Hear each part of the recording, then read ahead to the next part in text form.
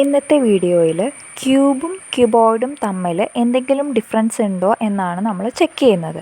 അപ്പോൾ ഒറ്റ നോട്ടത്തിൽ നമ്മൾ ഈ രണ്ട് ഇമേജും നോക്കിക്കഴിഞ്ഞാൽ തന്നെ നമുക്ക് മനസ്സിലാവും ഇത് രണ്ടും 3 ഡയമെൻഷണൽ ഷേപ്സ് ആണെന്ന്. 3 ഡയമെൻഷണൽ ഷേപ്പ് എന്ന് പറഞ്ഞു കഴിഞ്ഞാൽ ലെങ്ത്തും വിഡ്ത്തും ഹൈറ്റും ഉള്ള ഷേപ്സാണ് 3 ഡയമെൻഷണൽ ഷേപ്സ്.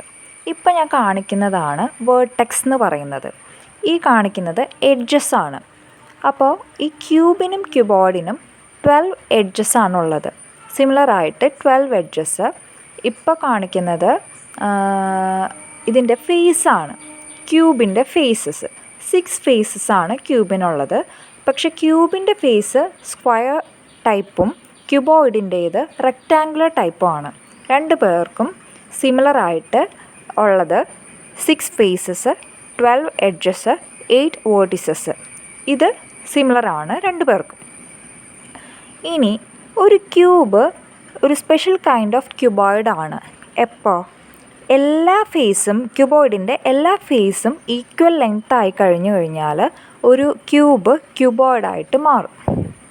ഇനി നമ്മൾക്ക് ഇതിൻ്റെ ഡിഫറൻസ് എന്താണെന്ന് നോക്കാം. അതായത് ഞാൻ നേരത്തെ പറഞ്ഞു ക്യൂബിന് 6 സ്ക്വയർ ഫേസസ് ആണ്, അതുപോലെ തന്നെ ക്യൂബോയിഡിന് 6 റെക്റ്റാങ്കുലർ ഫേസസ് ആണ് ഉള്ളത്. ഇനി ഇവരുടെ എഡ്ജിൻ്റെ കേസ് എടുക്കാം.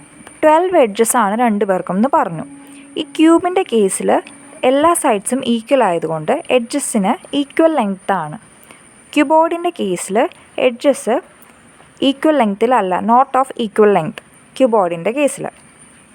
ഇനി ഇവർക്ക് വേർട്ടിസസ് ഉണ്ടെന്ന് പറഞ്ഞു. വേർട്ടിസസ് എന്ന് പറയുമ്പോൾ ആ ലൈൻ ശ്രദ്ധിച്ചാൽ അറിയാം സ്ട്രെയിറ്റ് ലൈനാണ്. അപ്പോൾ ആ ആംഗിൾ എന്തായിരിക്കും? 90 ഡിഗ്രി ആയിരിക്കും, റൈറ്റ് ആംഗിൾ ആയിരിക്കും രണ്ടു പേർക്കും വേർട്ടിസസിൻ്റെ ആംഗിൾ.